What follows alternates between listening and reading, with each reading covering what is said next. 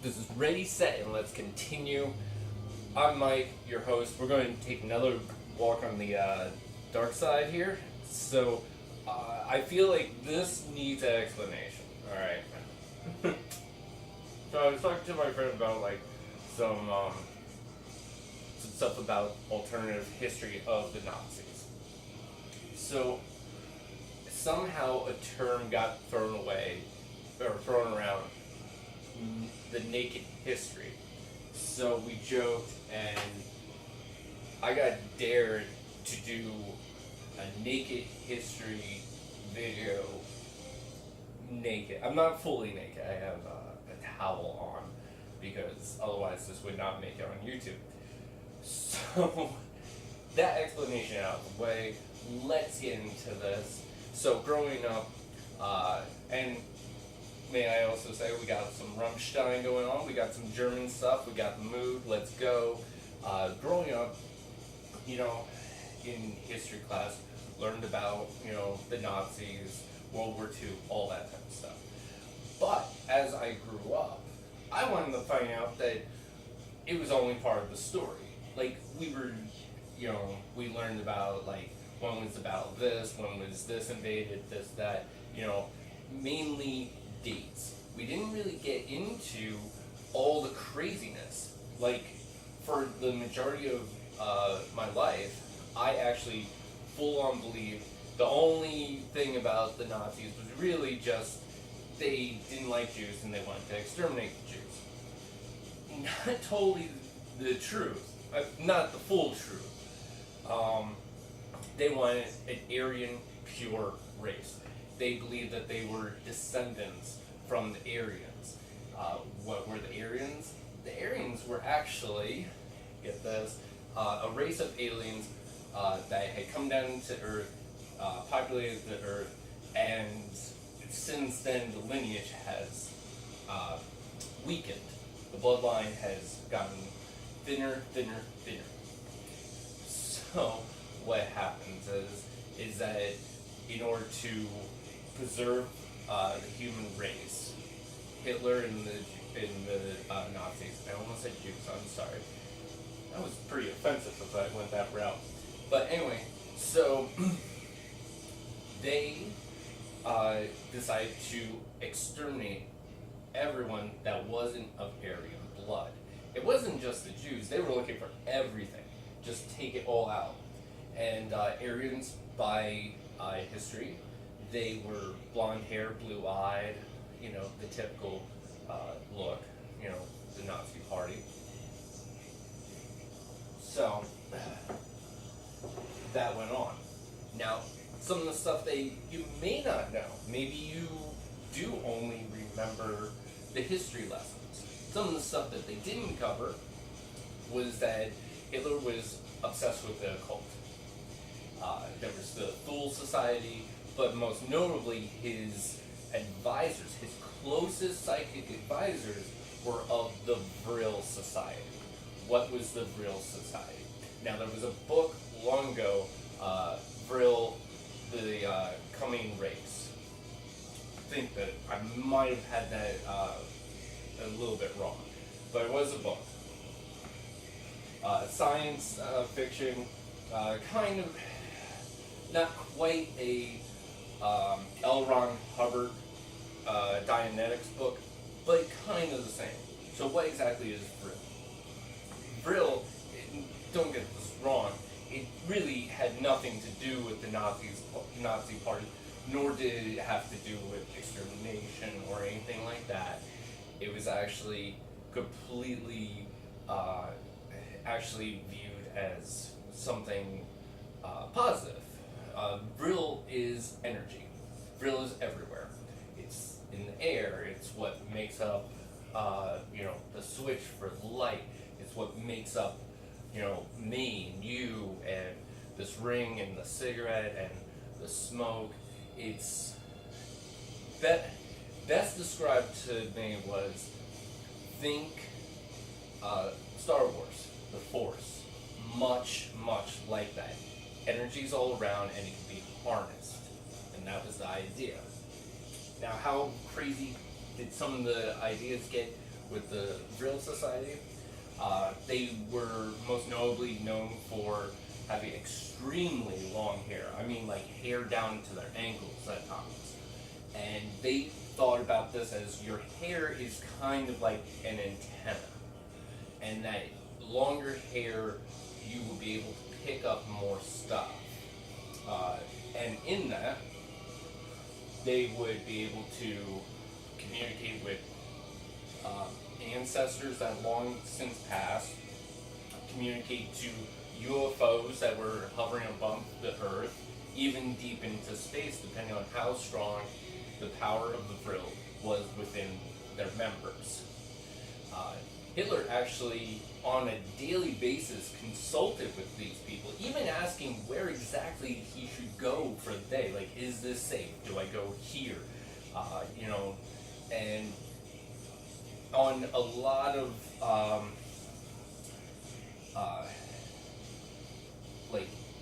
historians, when it comes to the Vril Society and how they played a role, that Hitler probably would not have done or been able to do what he did without the Vril. Vril was actually something that came about, if it is correct, because a lot of this isn't extremely well documented. I will tell you that. But, we all remember, hey, he was a failed art student. Apparently, about that time, he did read the Vril, the Coming Society, or the Coming Race, that's what it was. So he got really into this. And then, consequently, he, with Germany being ruined after World War I, I mean, Germany was terrible at the time. Like, a lot of people don't even quite realize that there was extreme poverty. There was actual cannibalism going on, because food was so scarce. The economy was decimated.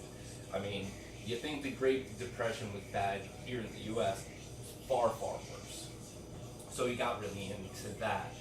And a part of that, he was trying to strengthen the psychic connection of him, the Vril, to the world and the universe and the cosmos around him.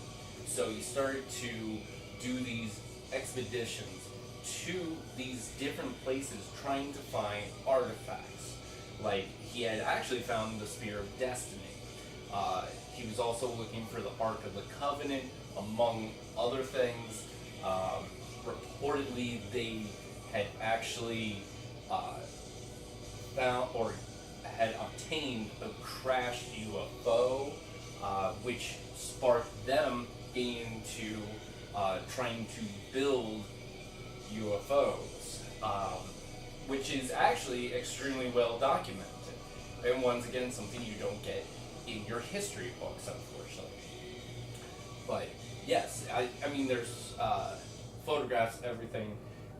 This alternative science that they were really diving into included also time travel and that type of stuff. It's like a bell, as short, the bell, Dilanka. I think I screwed that up. But yes, it was a bell-shaped craft that was super secret. I mean, they had Uber weapons and all that type of stuff. But this one particular was the crown jewel, at least by historians, because no one really has much in the way of anything to it. There's no photograph. There's just some loose blueprints from the time period. So what exactly was it? It was a time travel device, and he felt as though it was imperative to come up with this because even as much as they pushed forward in the war, they felt like there was still some shortcomings, that they needed a little bit more edge. And what better edge is to go back in time and fix the timelines so then they would get the advantage. They'd know where the enemies were. They would have been one step ahead of everything. little piece of information or a little side thing. I should have actually looked up a little bit more detail about this, but I believe it was 1973. I think 1973. A farmer had actually reported a downed craft on his farm, and he said that upon inspection, it had some bizarre writing, and most notably, it was shaped like a bell. The craft was taken away and never heard from again. So once again, there's not really much on this. I may have to look up the bell. We're just gonna say bell because I can't speak and I can't do German too well. So that's that thing. But it is now they never said that it was the Nazi bell. It was only until later on when UFO enthusiasts had started to look through some reports and saw this and then made the correlation that it's like, wait a minute. So it is interesting, to say the least, that, you know, this craft was spotted, or at least supposedly spotted, and years later. So is it the device? Was it a copycat of it? Was it just something else? Did it even happen? I don't know. You know, but once again, it's one of those things that it's interesting to think of and and everything. But moving right along, when it comes down to the Nazi history, the alternative history itself, it's riddled with all sorts of crazy stuff. I mean, they were practicing, like using fluoride in the water to make the population more docile. And I'm sure some of you conspiracy theorists are like, oh, well, wait a minute. Isn't there an issue about fluoride in the water now? Yes, there was. And this is where I'm going to make a little branch into current history.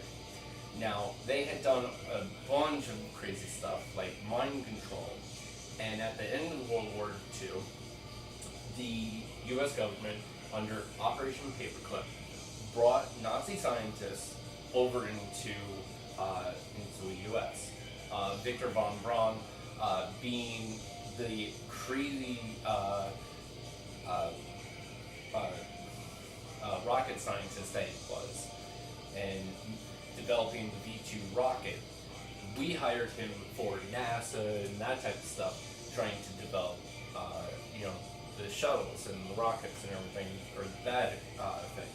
But we brought over all these scientists that were really deep into some cutting edge stuff. And they never stood trial. We just kind of brought them in and said, hey, work for us. You guys are genius.